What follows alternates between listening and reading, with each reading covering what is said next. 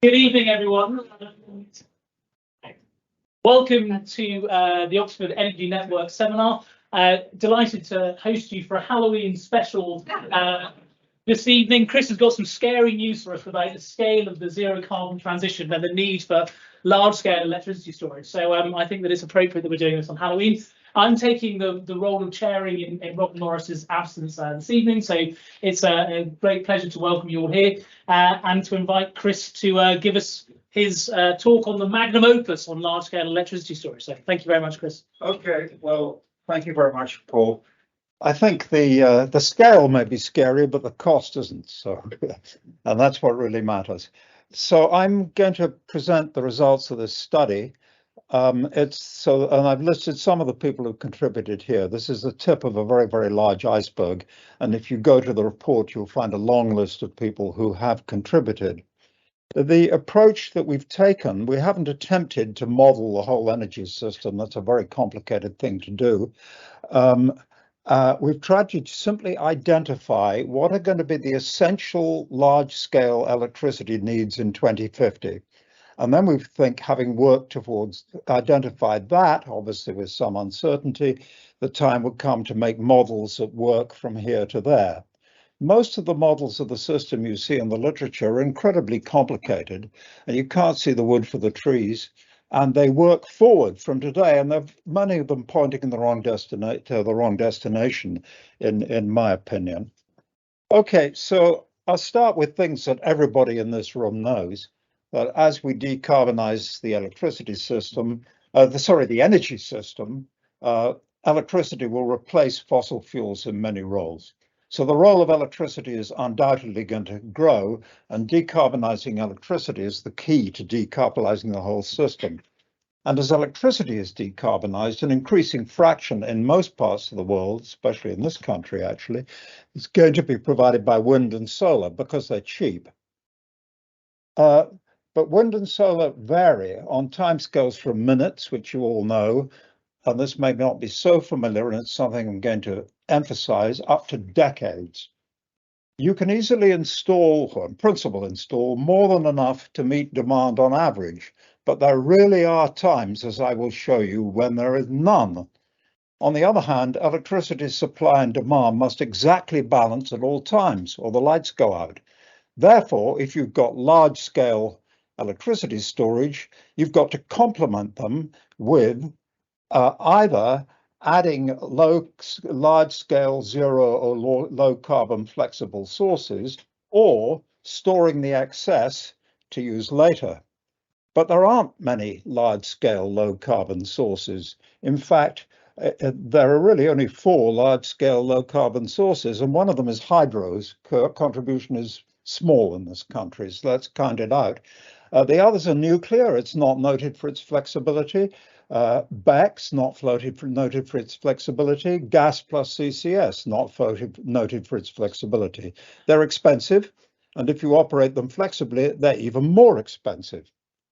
Now, to evaluate the need for flexible supply and/or storage, you need to compare a model of supply and demand with the best resolution we've got, which is probably hourly, for as long a period as possible. And I'm going to emphasize this many times. If you don't look at many, many, many years, you get the wrong answer. So what have we done? For wind and solar supply, we've used the work of Staffel and Fenninger, who took real wind and solar data all over the world, actually, from 1980, I think it probably goes up to 2018 now, and they can tell you on their website, if you put a solar farm or a wind farm with these characteristics at this latitude and longitude, this is what it would generate. So we're using real wind and solar data. Of course, it's historical data, so you may ask, what about climate change? And I'll come to that. We mix 80% wind and 20% solar because in the UK, that maximizes the amount you can put into the grid directly, or in other words, minimizes the amount you have to curtail or store or do something else with. For demand, there are no sensible models of hourly demand in 2050 publicly available. There's at least one that isn't sensible. but luckily a consultancy, AFRI, lent us their model. Now, that model is of 570. This is for the power going into the grid, by the way. It's before losses, so I want to argue about the numbers. Their model is 570 terawatt hours a year. That's about twice today. And everybody thinks that electricity demand will roughly double. Now, we have to be careful. It's not exactly, it's not sensitive to that number.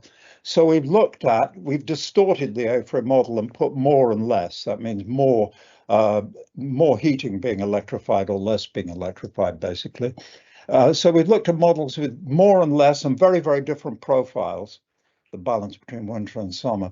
If you have more, you need more wind and solar if you have more demand, and you need more storage. If you have less, you need less. But the cost per megawatt hour of the electricity is incredibly insensitive to the level. So I will only give you results for 570. Now, the need for storage. This plot here is quite important. I've plotted over here using these two models, the AFRI model of wind and solar, of the Ninja renewables of wind and solar, and the AFRI model of demand, the average wind and solar generation as a fraction of demand. And on the left vertical axis, that's the fraction you can use directly. So if if wind and solar meeting 5% of demand, you can use all of it. But when it gets above about 20%, some of the time there's too much, so you have to curtail it. So this curve turns over. And the important thing is it never goes to 1. However much you install, well, maybe infinite. But there really are times with no wind and solar. Now we'll see that the minimum is around, what I better do this with a pointer because there are people online. The cost minimum is, if we look at a system just with wind and solar and storage, which we will do, but then we'll add other things, the minimum in the cost of electricity is when wind and solar are about 30% or a third, 1.33 times bigger than demand, around here. And at that point, you've got to 85% of demand you can meet directly with wind and solar, 15% has to come from storage. Now, if you go up to twice demand, and that would cost you a hell of a lot to go from 1.33 to twice demand, you've still got to get 11% from storage. It just never goes to 1. So that's really important. Now, if you take these models, you can make plots like this. You've probably all seen plots like this. So this is with the average level of wind and solar, which varies over the 37 years. It's not the same in every year, but it's set equal to demand on average over 37 years. So if you have perfect storage, and you don't, and I'll come back to the inefficiencies in a minute, over 37 years, if you stored all the surpluses, you could fill all the deficits, you could meet demand. So what would happen here, this is with perfect storage. Wait a minute, let me get the cursor again. So here, for example, in January 92, first, here's the AFRI model of demand. It's higher in the winter than in the summer. You see day, night, you see weekends in here also. So over here, there's more wind than you need. So you store some, then you have to put a little bit back, then you store some more, you put more back, and so on and so forth. Now, this problem over weeks is relatively easy to fix. And that's been the focus of almost every study of storage. The studies of storage talk about long-term storage, and they sometimes say that means more than 12 hours. For me, that means years, as we'll see in a minute. The real problem is the long-term variations, as I'll say in a minute. Now, there's an important point here. The literature talks a lot about the need for seasonal storage. No. If you get the right balance of wind and solar, I can make it so that on average, the deficit in the winter is 0 and the deficit in the summer is 0.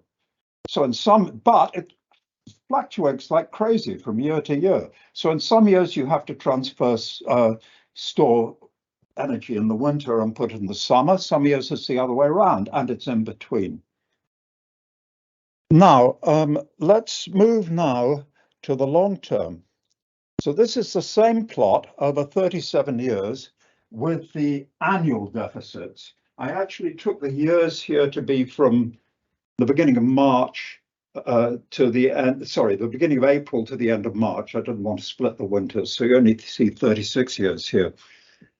And again, since on average, what supply and demand are equal, the surpluses here are equal to the deficits, or they would be if I added the last 3 months. But you see colossal variations from year to year. So again, this is at the moment with perfect storage. If I tried to fill the deficits here with energy stored in the past, it couldn't come from here. Couldn't come from here. It's in deficit. To fill this, you've got to use energy that's been in store for 30 years. So, yeah.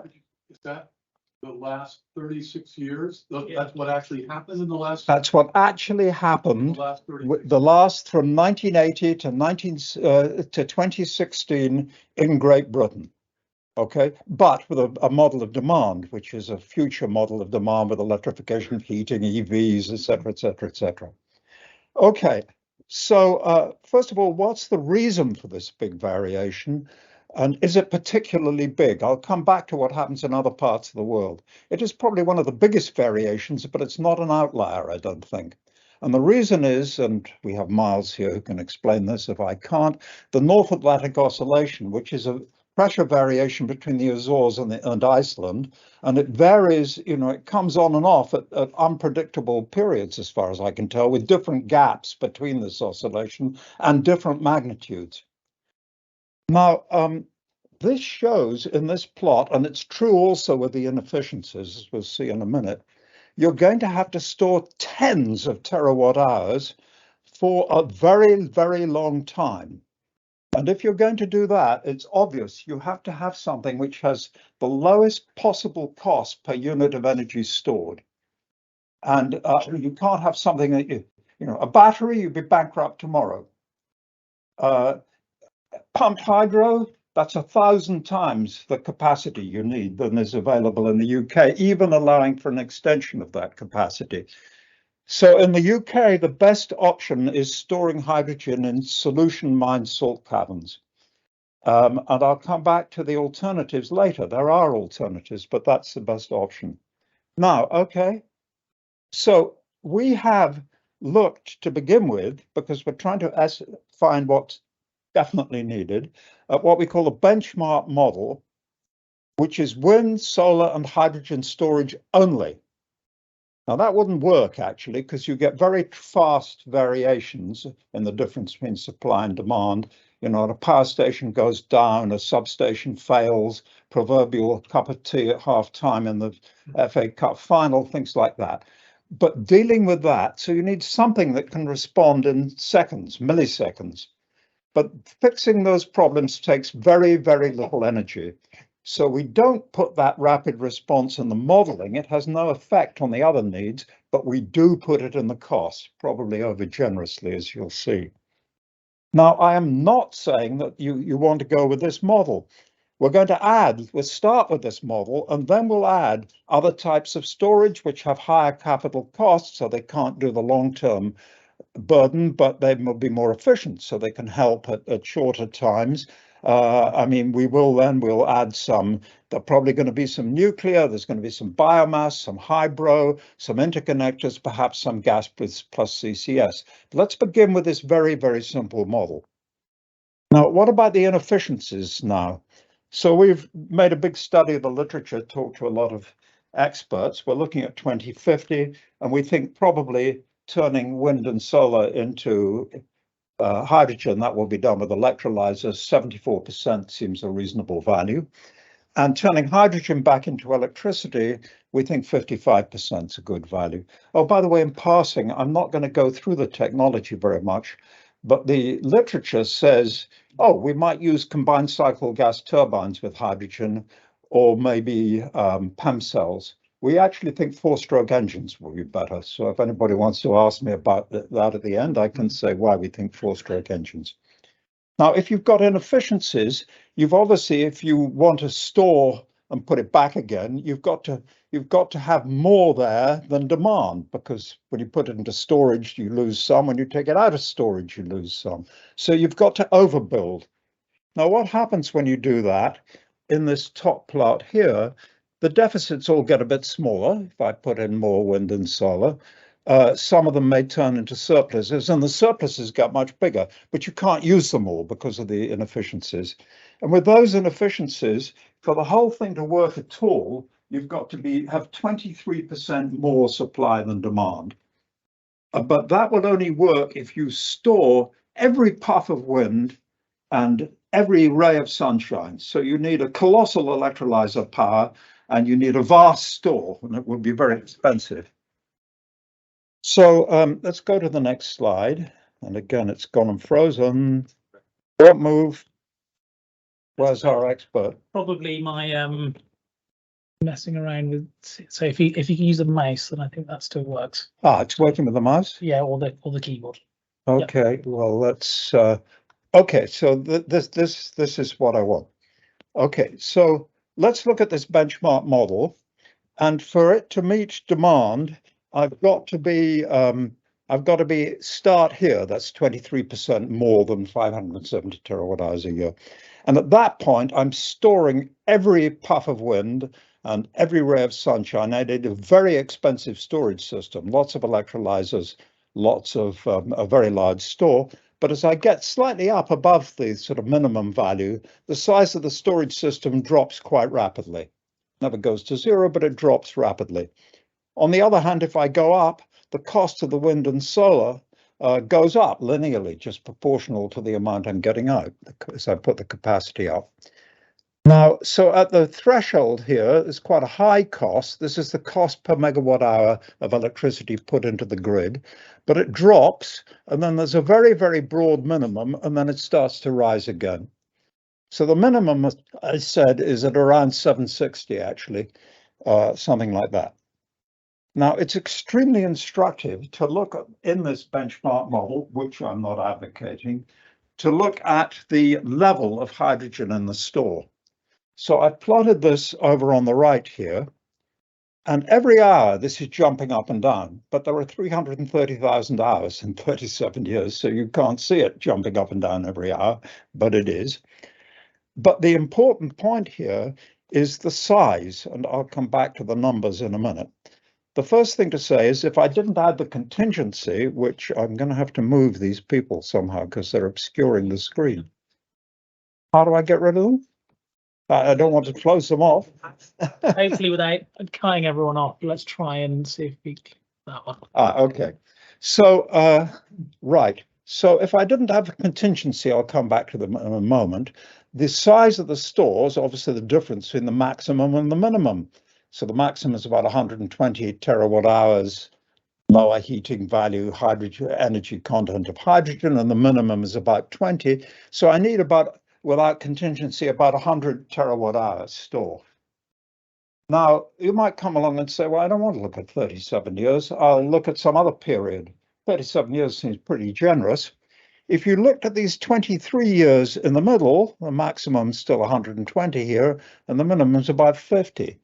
So you'd, it's about 70. So you'd need 50. So the amount of storage you need, if you only looked at 23 years, you get it wrong by a factor of 2. That's a large factor. So I can't say that often enough. You've got, and most of the studies in the literature look at 1 year. Okay. And you get it wrong by a factor of 2, even if you look at 23. Now, is 37 years enough? The second we saw this dip here, I started to worry about that. So I got in touch with the Met Office. And this was the time when the Prime Minister was Boris Johnson, who said we'd be the Saudi Arabia of wind. And they said, oh, that's a good question. We've never been asked it. So they went away and they simulated 10,000 winters. They went back to the 19th century and they said, in that particular period, 1980 to 2016, there's a 10% chance per decade of finding one winter month with less wind than we had seen in those 37 years. So in response to that, I added 20% contingency. I don't know if it's enough, but as we approach, you build the contingency last, and as we approach 2050, we'll have a better understanding of what we need. But I don't want anybody to say that's not going to work if that period repeats itself, so I shoved in 20%. There's another point I might make. We took the A3 demand and simply repeated it 37 times. So that's wrong. The A3 demand is based on the weather in 2018, and demand is, or it's future demand with EVs and so on. Demand depends on, varies with the temperature, which is correlated with the wind. So we worried about that a lot. And in the last month with Ian Staffel, we managed to take out the 2018 weather from the A3 model and put the weather back again for every month for 37 years. And to my amazement, it made the store look bigger, of course, but only 10%. Thank God it was within my contingency. I can't tell you how relieved I was. So, you know, there's a 10% contingency because we haven't put it, but, you know, that's sort of in the noise. Now, what about climate change? So we talked to the Met Office, and I was down there on Thursday, so I've had this conversation again. And we asked them, and somebody asks us if I don't say it, you've used historical data, but the weather's going to change. So the official line of the establishment is that year-to-year variability of wind is expected to continue at today's level.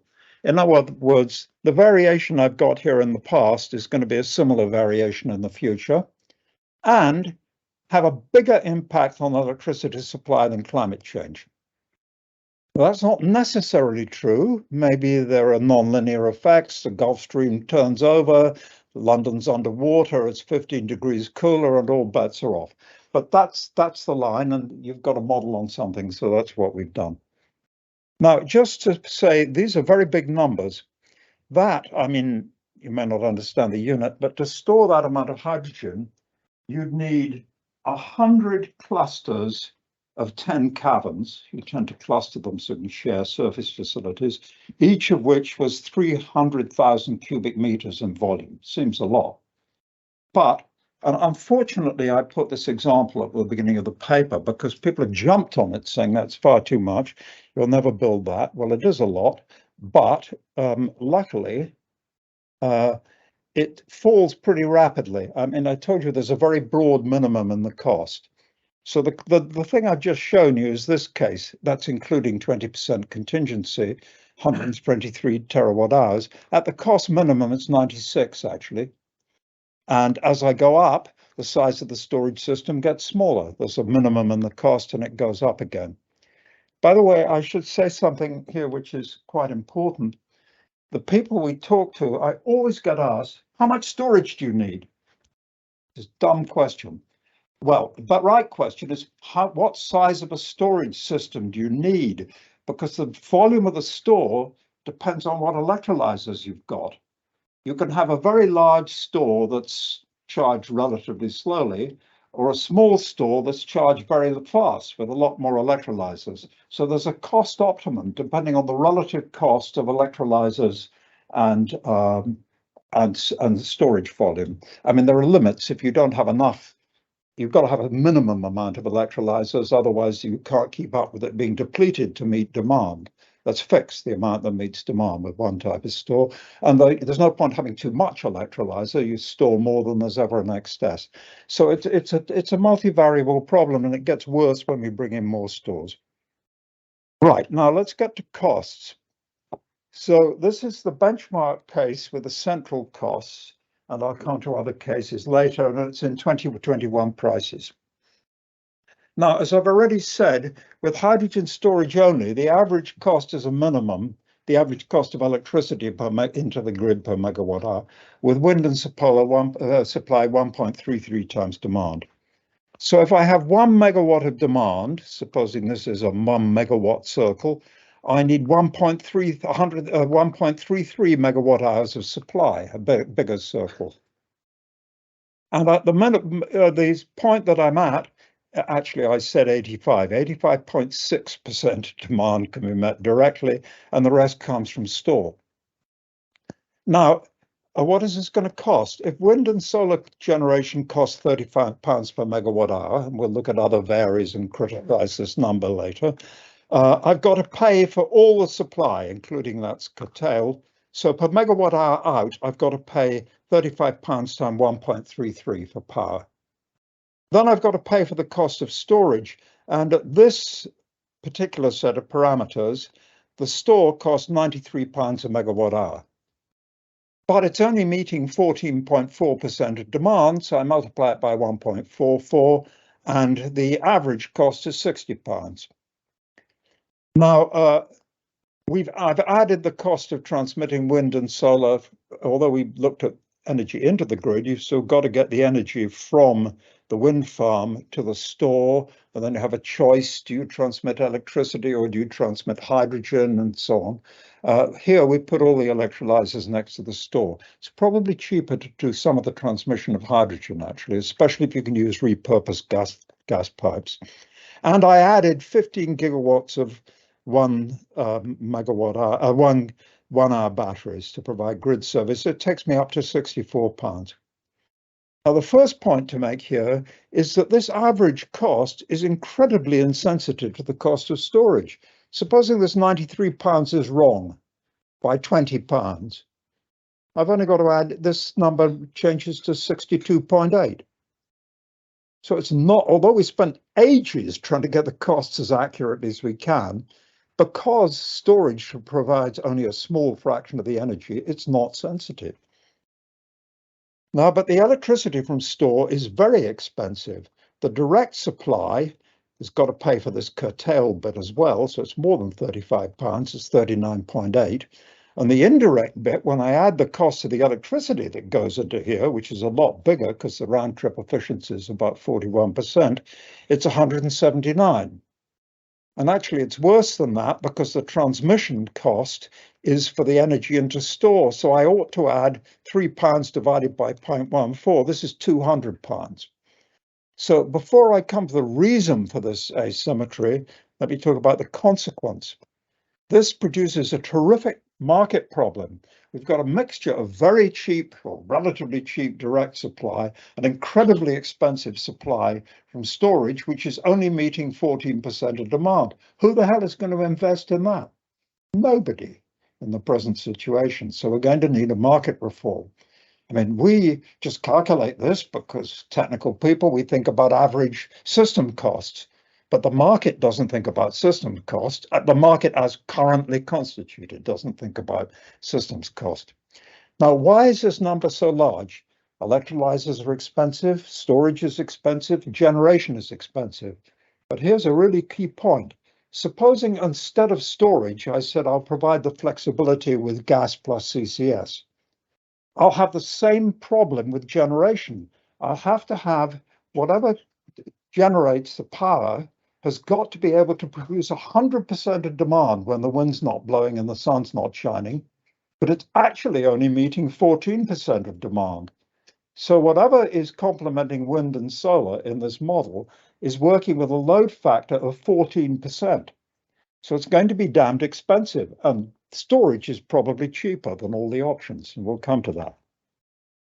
Now, let's look quickly at the sensitivities. This is in 2021 prices. So the thing I've been looking at was the central value with £35 a megawatt hour.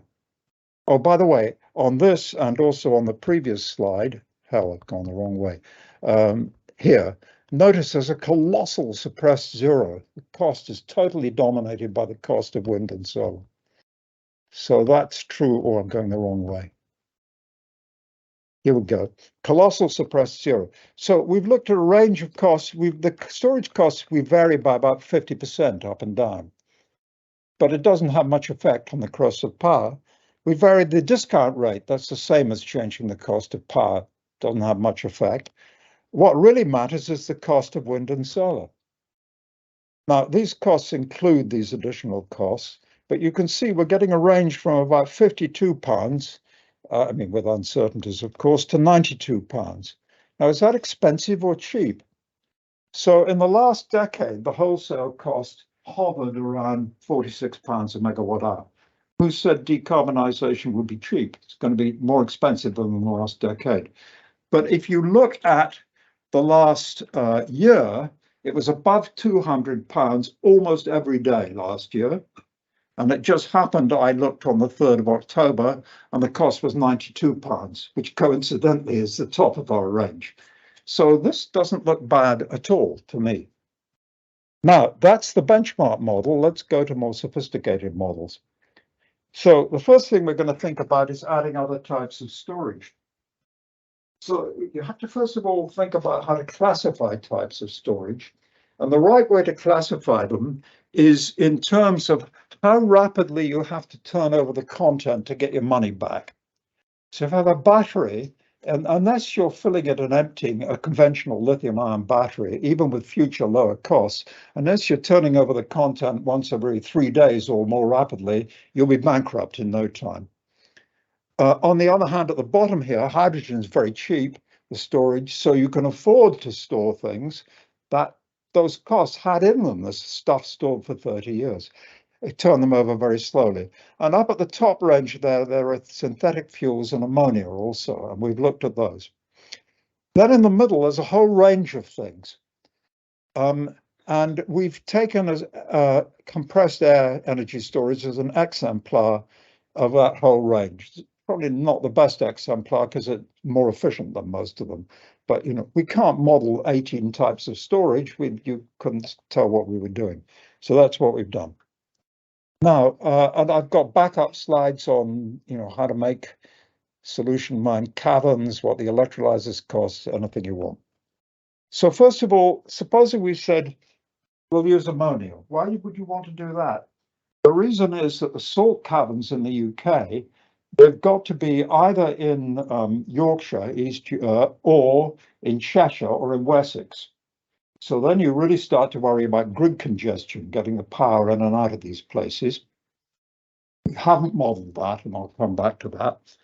But ammonia you could put anywhere. So you really need to make a model that takes account of the grid congestion and says, is it profitable to put some ammonia to ease the grid as well as some hydrogen? We haven't done that. But what we have done is said, supposing you just used ammonia, and we've taken some rather favorable assumptions to give a decent run for its money to ammonia, using ammonia will be at least £5 per megawatt hour more expensive out of about 60. Now, what about additional storage? Advanced compressed air energy storage. It's more efficient, but it has a higher volumetric storage cost. It couldn't deliver everything because adiabatic, it's often called, though it's closer to isothermal compressed air storage. You store the heat of compression and you put it back again when the air expands to prevent the turbine freezing. Now, if you tried to store heat for 30 years, it wouldn't be there. So this cannot provide you with 30 years of storage, but it can, with a turnover of a couple of months or something like that, do the job. So we have looked at adding compressed air storage. The costs are not very well known. If you did it all with compressed air storage, first of all, it wouldn't work. But even if it did work, forget about the heat losses, it would be more expensive.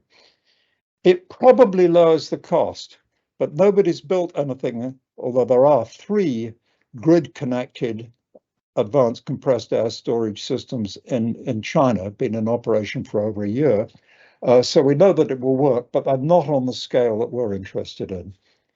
It would reduce the need for hydrogen storage maybe by 15%, but it wouldn't remove it. Whatever you do, you've got to have some hydrogen because you've got to cover this long period. Lithium-ion batteries, we put in some batteries for grid services, very rapid response. But then we also asked, what if you let them run a bit longer, let them run for a couple of days and, peak shave and arbitrage and so on. And there's people building batteries for that purpose, making a lot of money out of it. And the answer is, at the present, that's a profitable thing to do. But we think that once hydrogen and compressed air are available, if they ever are available, they will be cheaper than using batteries for that purpose. So the people who are building batteries for that may go out of business. Now, there's an important point here. I'm talking about several types of store. If you have several types of store, you've got to have a protocol for how to use them. So supposing, the forecasters tell me in the coming hour, there's going to be a surplus of wind and solar. Do I put it in hydrogen? Do I put it in compressed air? Do I put it in batteries? Or if there's a deficit, which one do I draw? This has never been modeled. People just assume they can distribute it to get the minimum possible cost, which you can't do unless you have perfect knowledge. So we have invented a protocol. We think it's quite a good one, but probably you can do better. But it immediately gets into a market problem again.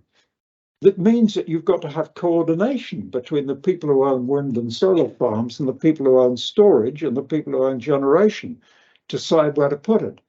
Present market won't provide that coordination.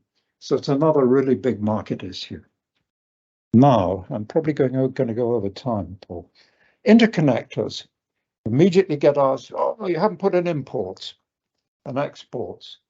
And the reason we haven't done that is because we talk to the Met Office and we read their papers. And there really are, from time to time, wind droughts lasting a couple of months over the whole of the north of Europe where there's no wind anywhere, and it's cold because it's an anticyclone. So there's a very high electricity demand. And we can't go to the Germans, the French, the Norwegians, the Belgians, and say, well, the Norwegian, give us some of your electricity because we're out of wind, because they'll be out of wind also. So we think it will be very, very, and that's what the Met Office told us too, don't design a system which won't work in the absence of imports. That doesn't mean that imports won't be helpful. They will help manage the system. And if we did model them, they might bring down the whole cost. But at least to begin with, we said they're not there. Now, what about nuclear? So there's a theorem, and I'll leave you to think this through. If you have a system with wind, solar, and storage, and the cost is, say, £60 per megawatt hour, and you then say, I'm going to add some nuclear, unless the nuclear cost is less than £60, the average cost will go up. And the origin of that theorem, I'll tell you, it's very simple, is without nuclear, you're meeting a certain amount of fluctuating supply and demand. If you put in nuclear baseload, the demand is less variable. You've removed a constant. So it's more expensive to meet it from the wind and solar. So the thing you add's got to be cheaper.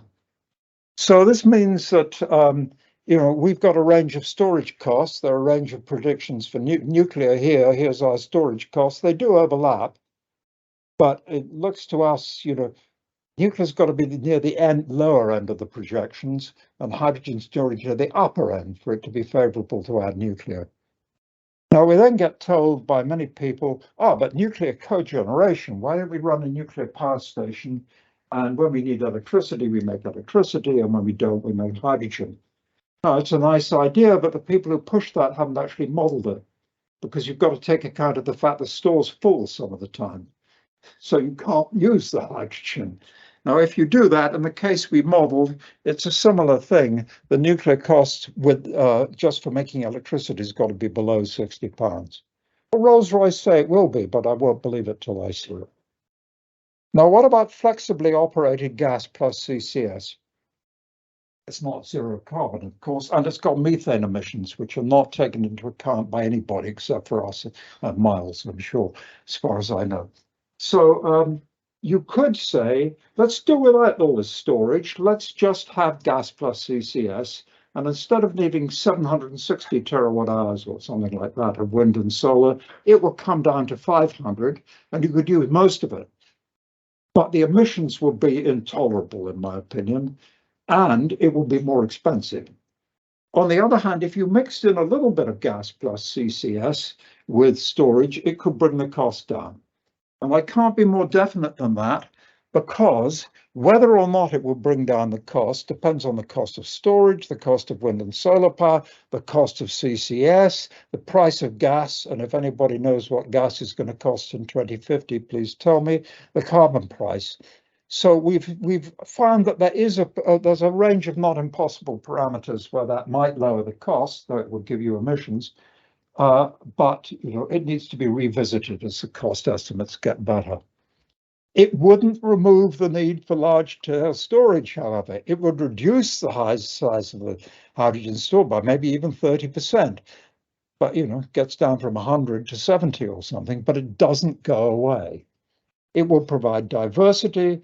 It would expose GB's electricity cost to fluctuations in the price of gas, however, and our own domestic gas supplies are running out, so we become dependent on imports, or more dependent. Now, further steps, I'm getting near the end, Paul. So we have not modeled taking account of the location of demand, supply, and storage and the implications for the grid. That's a very complicated job.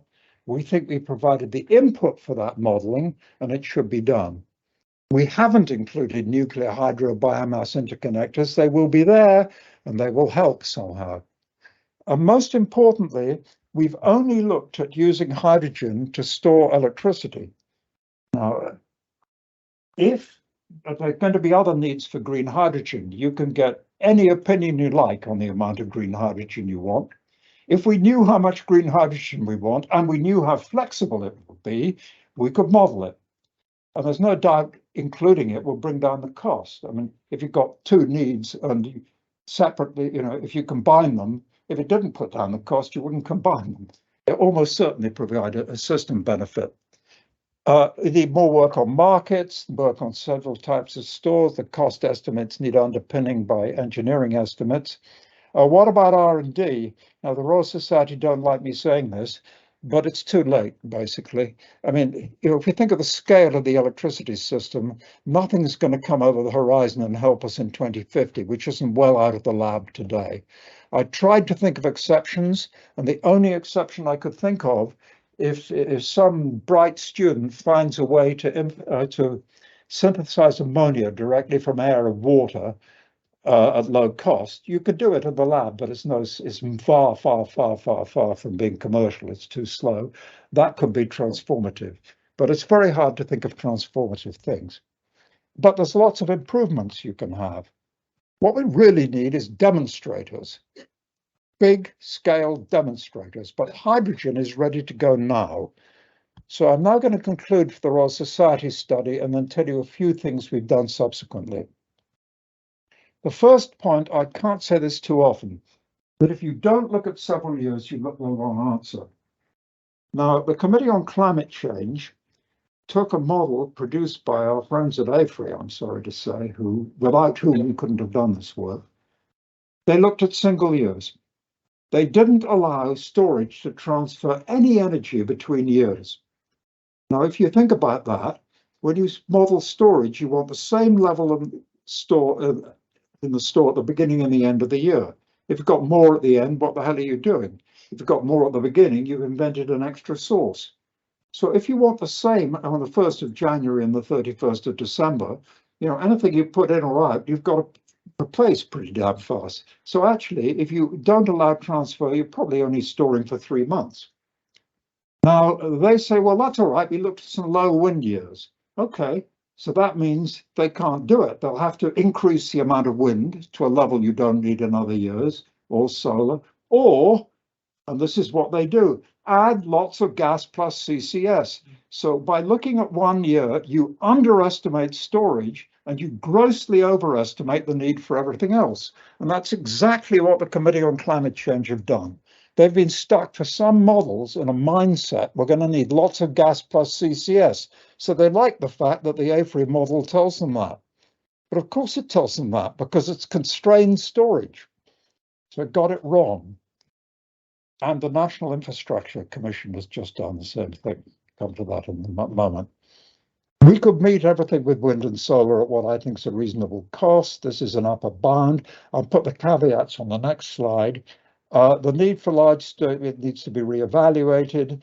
But to my mind, I don't know if we're going to need 50, 60, 70, 80 terawatt hours. That depends on how the costs evolve. Obviously, I don't know what things will cost in 2050, and it depends on what else you put in. What I do know is it's not going to be 10 and it's not going to be 20, and it's probably not going to be 30. We're going to need a lot of hydrogen storage. And we need to get on with it so as to know what it really costs by doing it and to develop the skills to do it rapidly and learn by doing. Now, third last slide. Caveats, all the costs are in 21 prices, sensitive to increases in commodity prices, general inflation, market conditions, etc., etc. Now, I wrote this slide last week. I think I'd have written it differently, but we're particularly worried about the wind and solar costs, because most of you probably know that wind costs have been going down like that, and then in the last year they stalled. So you can worry, and there are people, oh, they're going to go up again. However, it just happens that we used cost estimates made by Bays in 2020, and they haven't published any cost estimates for years, and then they did. I found them last weekend. They just published new cost estimates made in August and updated in October, so this is hot for the press. And they find, that may not surprise you, that offshore wind is going to be, they now think, slightly more expensive than they thought 3 years ago. But they think that onshore wind and solar will be cheaper, and that more than compensates. And the latest dozen, as it is now, values are lower than the values we use. So I'm less worried about this. And I'm also less worried because if it's true that we're suffering commodity prices, the people who say we'll do it all with nuclear, they're in a worse conditions probably. I mean, if the commodity prices affect this, they affect everything. So it's not a fair criticism to say this is wrong because it'll be put up by commodity prices. Yes, that'll make it wrong, but it'll make the alternatives wrong. Now, there's a group of people who've been going around saying, why bother with these salt mines? You can store the stuff in aquifers or in depleted gas fields, and you don't have to dig a hole in the ground. You'll save a lot of money. Both statements, the first statement's dubious and the second's not true. It's dubious because the IEA, the International Energy Agency, published at the end of last year a monumental report on storing in aquifers and depleted gas fields. The first is at TRL 2 to 3 and the second at TRL 3. It's only been tested. The first test of using a depleted gas field, that's in Austria, began in April. So we don't know if it's possible. It would be very nice if it is. So we need to find out if it's possible, because it would free us from having to put everything in Yorkshire or Wessex or wherever, because there's aquifers all over the place. On the other hand, you go back to these geologists, mostly from Edinburgh, and they've published very learned papers on all the aquifers in central Scotland. And you ask them, and how much could it store? You say, oh, we can't answer that question. That's far too difficult. So we don't actually know the capacity of aquifers, but we need to find out. The other point is about the costs. When you store hydrogen underground, the cost is not in making the hole in the ground. It's compressing the hydrogen and cleaning it when it comes out again. And cleaning it when it comes out again is more expensive if it's been in aquifers or depleted gas fields. It's almost certainly more expensive to store it in gas fields or depleted depleted gas fields or aquifers. Now, I want to say something about demand side measures, because if I don't, Nick is not here. If he were here, he would ask me, or Phil will ask me. So traditional demand side measures, which involve peak shifting or flattening, don't really help with the long-term variability. They just shift demand by a few hours, doesn't make much difference. But what about, we've looked at an alternative. But before I get to that, I should say, people who see this plot here, inevitably there are people in the audience who say, oh, surely you don't have to build 20% extra. There must be some trivial way of dealing with that. Why don't you import ammonia or something like that? Doesn't work. And the reason it doesn't work, I've quantified it by saying, instead of making the store 20% bigger than necessary, adding the contingency, supposing I made it 20% smaller.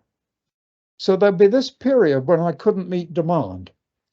That period is only 322 hours in 37 years. Well, that's not a problem. 0.1% of the time we can't meet demand. Yeah, but it's 322 hours where the missing power will average 35 gigawatts when the average power is 65 gigawatts. You can't have, at least without a revolution, 322 hours when you can't meet even half of demand. Wouldn't work. And that rules out most ways of looking at this. I mean, if you wanted to import ammonia, for example, you could import a hydrogen. That's too expensive, so you'd import it as ammonia. You'd have to keep available the capacity to turn ammonia into electricity to use 0.1% of the time. So you'd have this very expensive thing sitting idle for all but 322 hours. So if anybody knows of another way of dealing with this, I'd be absolutely delighted. But we'd spent a lot of time thinking about it and we couldn't find one.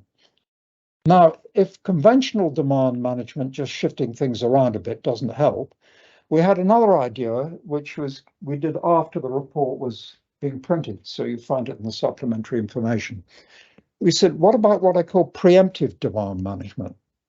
Now, the Met Office these days think they can predict whether it's going to be how much wind there'll be for the next 3 months. They predicted at 10 meters, we wanted at the right hub height. They published the velocity, we want the cube of the velocity, but all that they say we could do if asked.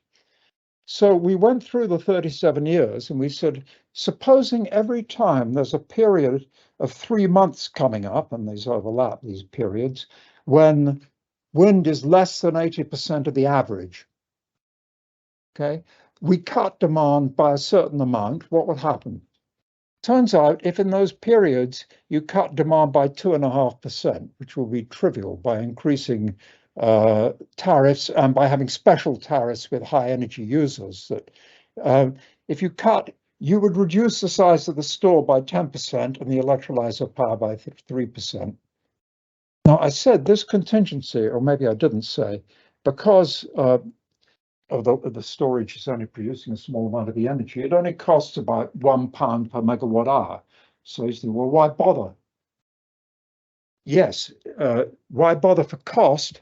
But if you can reduce the size of the store, it makes it much easier to build by 2050. Getting this stuff built by 2050, we think is possible, but it's tough. So every percent you can knock off the size of the storage system, you should thank God for that. Now, my second last slide is on reactions to the report. So we've had quite a lot of very ill-informed criticism. Here is an example from a debate in the House of Lords. This is Lord Frost, who gave us, with Boris Johnson, the Brexit deal that we've got. He declared an interest. He's a trustee of the Global Warming Policy Foundation. Does this ring any bells with people? The Global Warming Policy Foundation is a charity whose purpose is to discredit global warming. So what about the European Research Group, remember? So that's its goal, is to discredit global warming.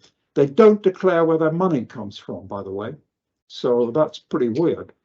Now, this is what Lord Frost said. This is a couple of weeks ago in the House of Lords. Wind power is intermittent, true, requires backup. We only get wind when it blows. Needs to be backup of dispatchable power, currently gas. It's argued that the backup to wind power will be electricity storage. Yes, I agree with that. This is implausible. I don't agree with that.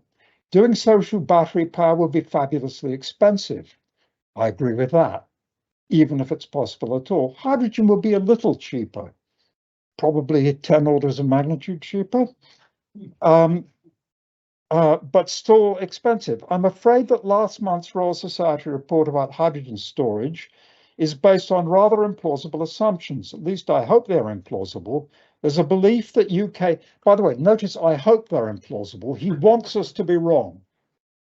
Okay, I mean, he hopes that we're wrong.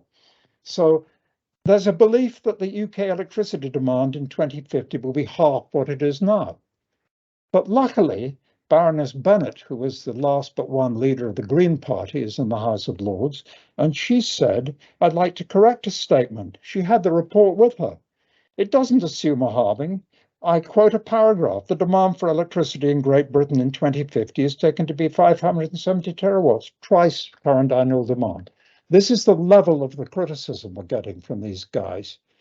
They've put out a huge blog and they keep repeating the same thing. So they wrote to me before I knew who they were, actually. I've stopped corresponding with them, saying everything you say is wrong because you assume a 5% discount rate. That's too low. I said, yes, that is low. That's why we also looked at 10%. Now they've repeated that in a second blog just as a fact. We look at 5%, it's too low. And the blog says we get half the value. So more seriously, The Committee on Climate Change, as I already said, looked at a single year, and they have conceded privately that that was a mistake. But they're still saying, well, they don't differ that much from us, but that's not quite true. Last week or the week before, the National Infrastructure Assessment came out. That's also based on 1 year, but they were told by the Met Office, you know, you can get extreme events. So they asked the Met Office, give us an example of an extreme event. So the Met Office simulated events, said, here you are, go away and look at it. But events, weather events can repeat and cluster. So it's not enough to look at one. They looked at one. So they got the answer wrong. And the Met Office are really angry that they told them don't do it, but they did it. By the way, they also assume that gas will cost 67p a therm in 2050. Last Monday, it was 129p a therm. Hasn't been below 67 apart from a few days since the beginning of 2021. And they assumed a carbon price in 2050 of £160. And the Treasury Green Book that all government advisors are supposed to follow says you should assume £378. So not surprisingly, these guys like a lot of gas plus CCS because that's what they've been advocating for years. Now, final slide. The GB I've told you. What about other countries? So this interdecadal variation is especially large in Northern Europe because of the North Atlantic Oscillation. And by the way, there is one study of Germany, it's not as detailed as ours, which gets very similar results because it's in the same weather zone. The available evidence, but it hasn't, we're looking at it now, we only really looked at UK, suggests that Northern Europe is not an extreme outlier. And it's clear that many, many studies that looked at single years are misleading. The other thing about other countries is what if there are no suitable salt deposits? Well, it may be possible to store in aquifers at depleted gas fields, but it won't lower the cost, but it would help. You could use ammonia, but it's more expensive, or in some places, e-methanol. By the way, it's not just wind and solar being variable. If you rely on any variable resource, you have this sort of problem. Some people in New Zealand wrote to me and said, oh, we like your report because we're dealing with a similar problem. A lot of New Zealand, I've forgotten which island it is, probably the South Island, is heavily dependent on hydro. And they said, we have the problem of low wind years, low rain years. It's very similar to how you having a low wind year. To conclude then, everywhere, GB and other countries, multi-decadal modeling is needed to identify the core needs. Large-scale demonstrators are needed, plus large-scale deployment once core needs are clear. And in parallel with that, we need market structures which will make it happen and allow it to work. And I could talk about that, but the final line is get on with it. Okay, thanks very much.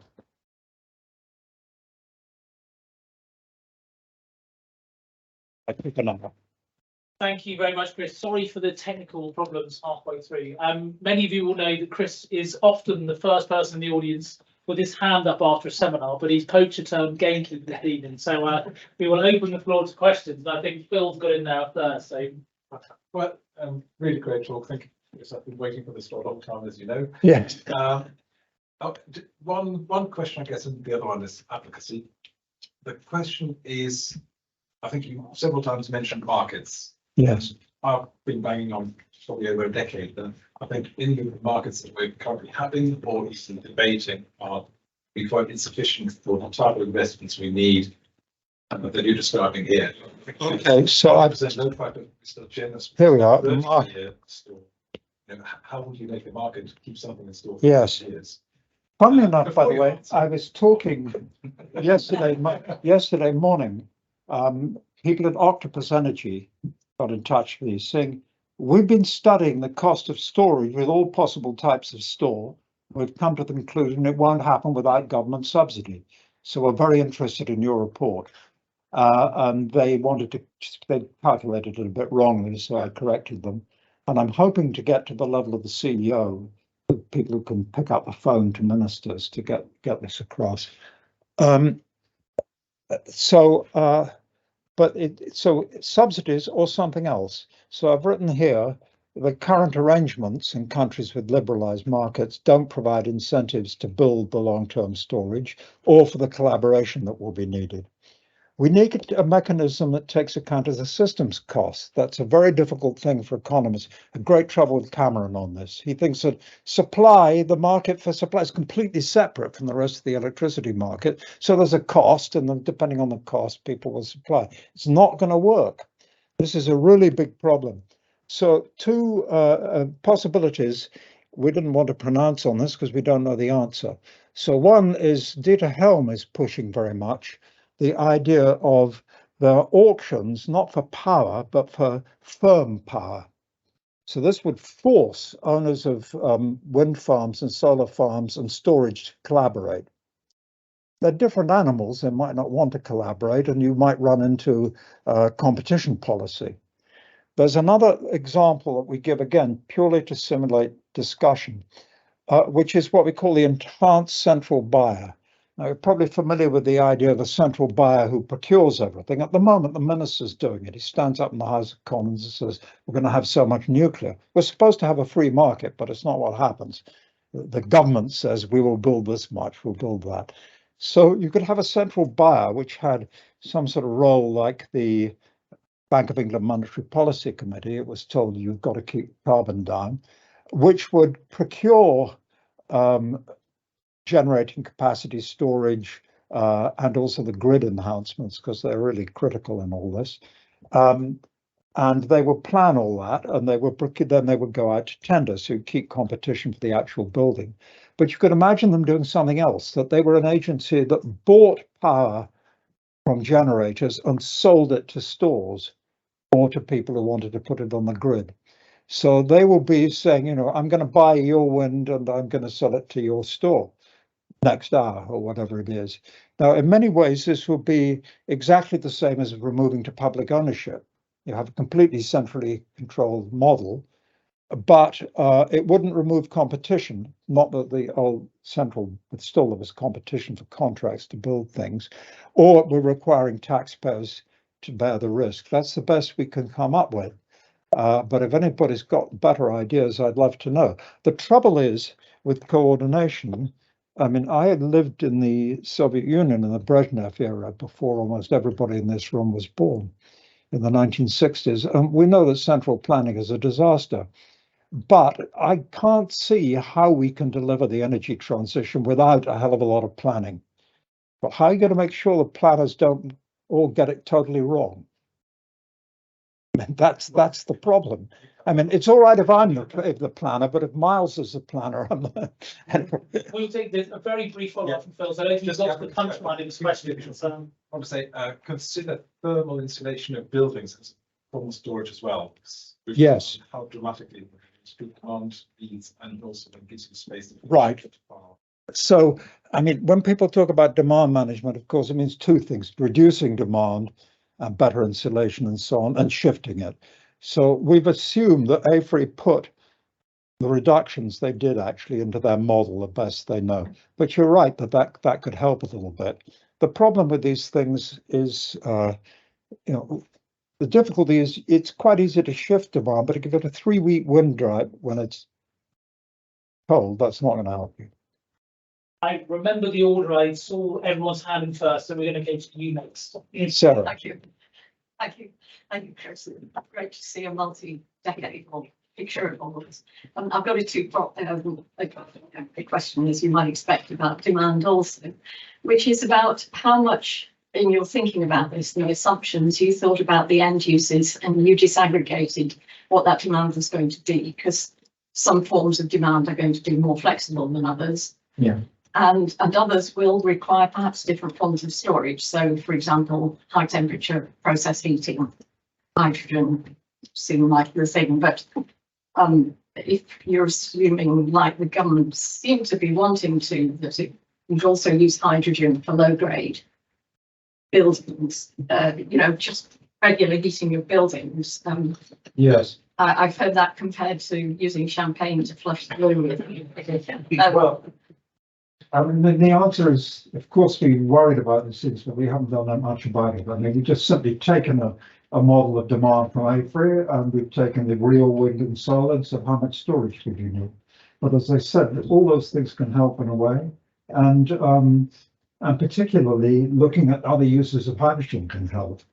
But the question then is, what are they? Because, you know, even the House of Commons Select Committee has backed off the idea we'll heat all our homes with hydrogen. I mean, basically, there's very little in transport, probably. It's going to be steel making and high temperature industrial processes. But this country isn't into many of those things, and some of them are not very flexible. And shipping and aviation. Oh yes, shipping. But ammonia will be there in shipping and aviation. It's Miles next, and then Next on. Yeah. I was trying to check what the actual number is. I've only got one question, which we're going to need quite a lot of carbon dioxide removal in 2058 according to the Climate Change Committee. Yeah, I And- preempt your question. Yes. So I think that'll be the biggest energy demand industry in the UK in 2050. I'm not quite sure about that, and I was trying to do some sums. That if you just take current estimates, the energy requirement for carbon dioxide removal from a system like Oxy 1.5s, and you just multiply that by the CCC's numbers, you get a big energy demand industry, which doesn't have to run all the time. It just has to get the amount of carbon dioxide removal right over a 30-year period. Well, I think that's a very good, interesting idea, Miles. I think that all this direct air capture is built. Well, you're assuming all this hydrogen stuff. Yes, I know I am. But at least that's got a purpose. I mean, the idea don't make these bloody great things just to remove. I'd like to find an alternative. But you're right, if it is built, it doesn't matter when you remove the carbon, so that will be a very large flexible source of demand. We've looked for other flexible sources of demand, and the only one we came up with is drying biomass. You have a lot of biomass, you put it in a big hangar and you blow hot air on it. You don't matter when you do it. But, I mean, that's a small thing, but that's a much better idea. No, I'm sure Dwayne's going to have it. You're not going to tell me how to make the market work. No, I'm just going to express surprise that you use current prices for wind and solar as your reference point. Because that's something, you know, we've done a lot of forecasting, and so in your range, your slide where you showed the range, you use 2021. No, these are the projections to 2040 made by the ministry. And what, how do Well, I'll show you a slide on them. I had this slide this morning. I hope it works. Here we go. So what we did in the paper, the Bays were making projections for 2030 up to 2040. So we took these columns here, and then we took a number from the IEA, which had European costs, but not North Sea load factors. So we changed the load factors. So we noticed that the Bays, they've always underestimated in the past, overestimated, as you know. So we said the costs are still falling between 2035 and 2040, and the IEA is lower. So we said, let's take a low cost of 30.2 for 2050, a medium of 35 and a high of 45. Then at the weekend, I discovered that Desnes has redone it, and here are their new things. And you see their predictions for offshore offshore wind have gone up slightly, but the total, they're now down at the IEA level. And by the way, that was in 2018 prices. This is in 2021 prices. But we could take your learning curves, but I don't know how to do that because it's a matter of how much you've built worldwide, and you know. We'd be very happy to do that for you, and I think I mean, it's good news. I think your costs are too high. If they're too high, that's great. That's not the criticism we've received. Yep. I mean, you can imagine the Global Warming Foundation, this is all wrong. And so I asked them, what do you do? They say, we build generation 4 reactors. Do you know what they're going to cost? And what if you start flexing them? And of course, they can't answer. No, if 36 trillion more. Yeah. I mean, the trouble is, I did talk to your collaborators quite a bit about this, and the difficulty is And as you know, we've just written a paper together on the resource. The difficulty is, you know, whether you use Moore's law or Wright's law, and you know, and how much capacity there will be and where it will be. And of course, we don't know what will happen to commodity prices. But I thought I'm safest saying this is what the government says.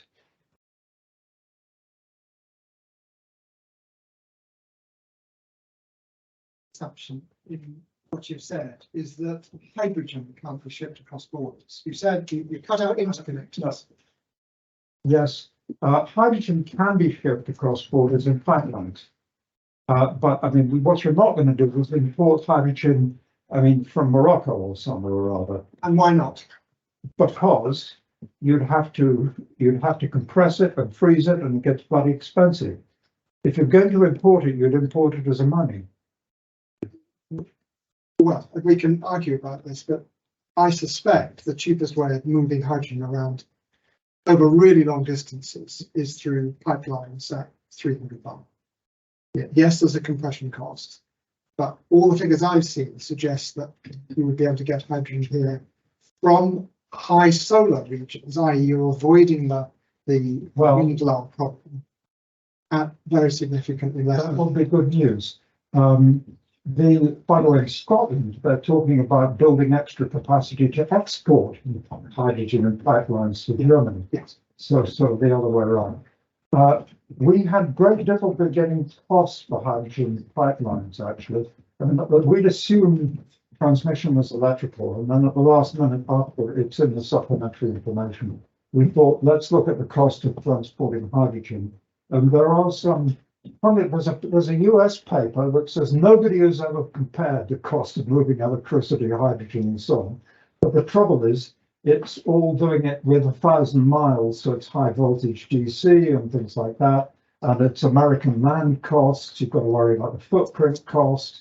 It's a complicated subject. So we did the best we could, and we've put something in the report. But you may be right. There will be a big hydrogen, high capacity European network. Yes. Which it will extend to the United Kingdom, and that can bring hydrogen From how big a capacity? Because the German modeling we looked at was all for a system of hydrogen transmission for hydrogen to charge hydrogen vehicles, actually. So it was talking about 14-centimeter diameter pipelines, and in fact, it's much more likely to be a meter. I mean, it's really sensitive to the pressure you assume, the pressure difference, the number of repressurization, and particularly the size of the pipeline and the rate of the pressure, because it depends on the rate of flow. So we've been into this, but I don't know the answer. We couldn't find, one of the things we advocate is somebody should make a proper study. Well, I think the place to go is SNAM in Italy, who have done the work on this. But if you could send me the reference. I will. Another question here. Just on a less technical note, how do you feel in terms of your optimism of this becoming a reality? Like, are you seeing many practical sort of funding for big hydrogen storage in the air? Okay. So what I didn't say, I said we'd had a generally positive reception. We had spoken, we had 2 large meetings with DESNZ, one with 15, one with 25 people. We met the Treasury. We've been talking to the National Infrastructure Commission, who didn't listen to what we said. Oh, they did. They added a sentence saying it's possible that you could get rare events following each other, and then we'd need more. It's not just possible, it's true. You just have to look at the data. We've been talking to every agency you can think of, more or less, the Energy Research Partnership, blah, blah, blah. They've all been very positive, but nothing is actually happening. I mean, the trouble is, we need, you know, Germany, the US just put $1 trillion, I think it was, into hydrogen storage. Where's that happening? And Germany, I think, isn't that right? Is putting a lot into hydrogen storage. At least they're talking about it. And there is a hydrogen roadmap, but it's purely wishful thinking. They've tried, because they want to look good as a government. This is happening, this is happening, this is happening. But none of the things they mention are actually approved. They're just ideas. Right, so I've got 3 questions, and I think we've got time for all of them, so it might be slightly quick fire, Chris, but we'll start on the left. Yes, following this, just if it's, what was the rationale, why you didn't follow batteries into or why so early you went to the batteries to find for the rationale between us? You sure the rationale to what with taxes?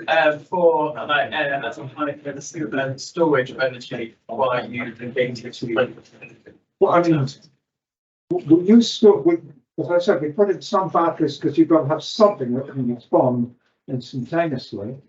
But for all other purposes, we did not want them. They come out to be more expensive.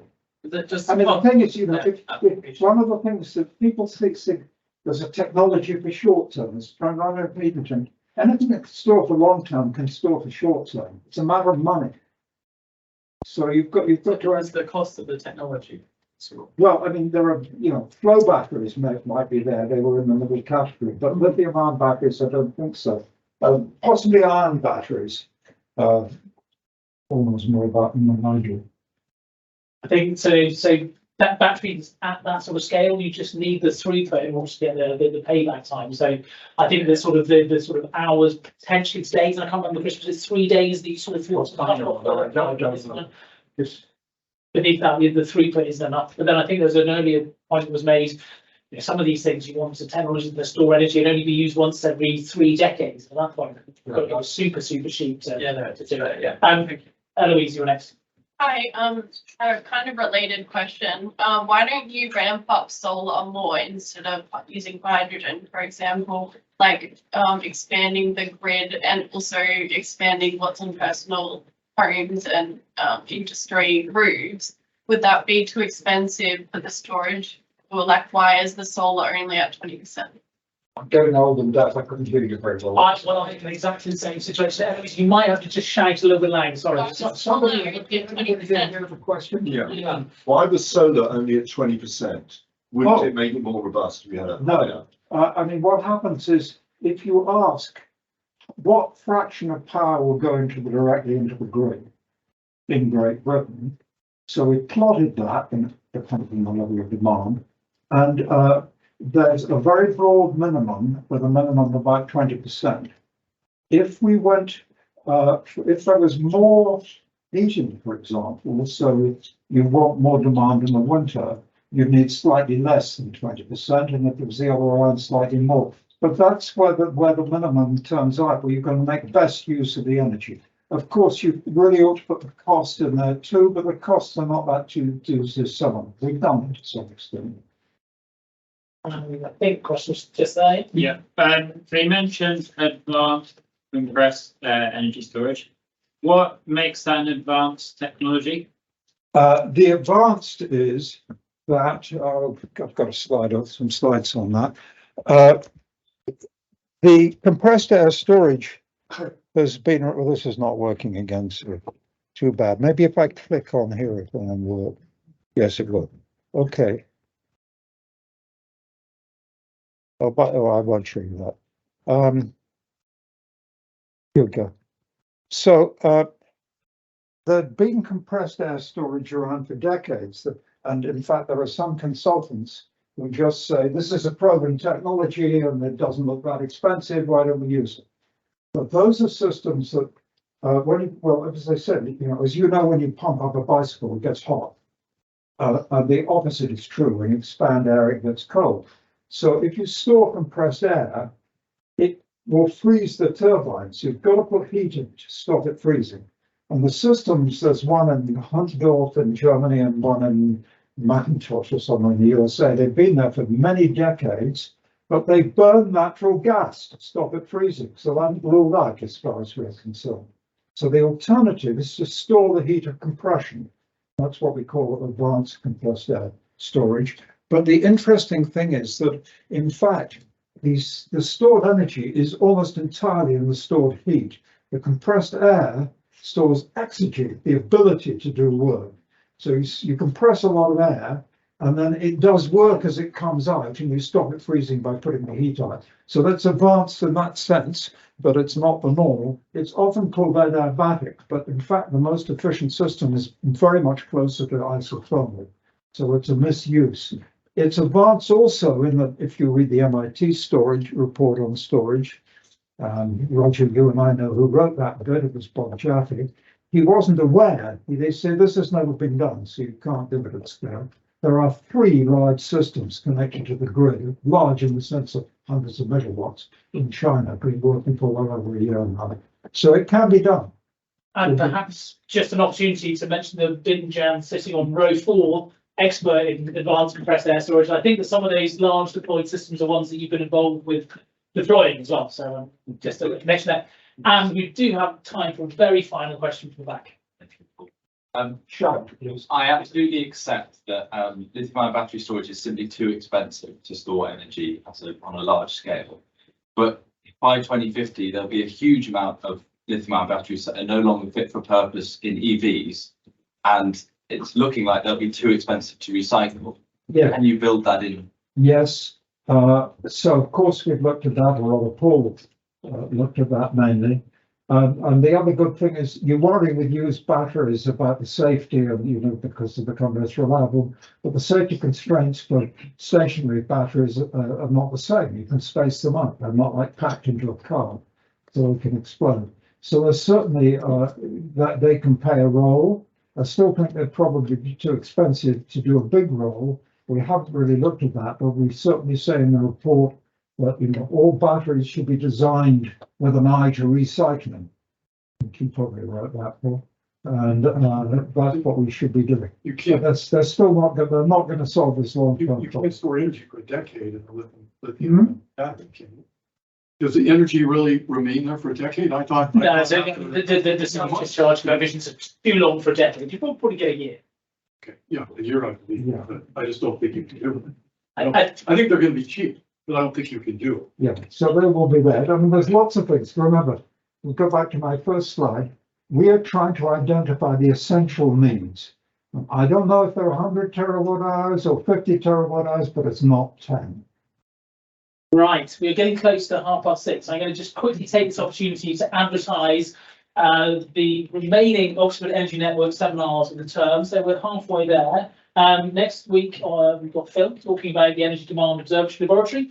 After that, on the 14th of November, bringing breakthrough technology to market by Sugandha Shrivastava. And then on the 21st, more nuclear fission from Bill Nuttall. And then finally, last week's term, on the 28th of November, we've got James Rowbottom talking about what do we need to do to build onshore wind. But for today, take the opportunity to thank Chris once again for a fascinating session.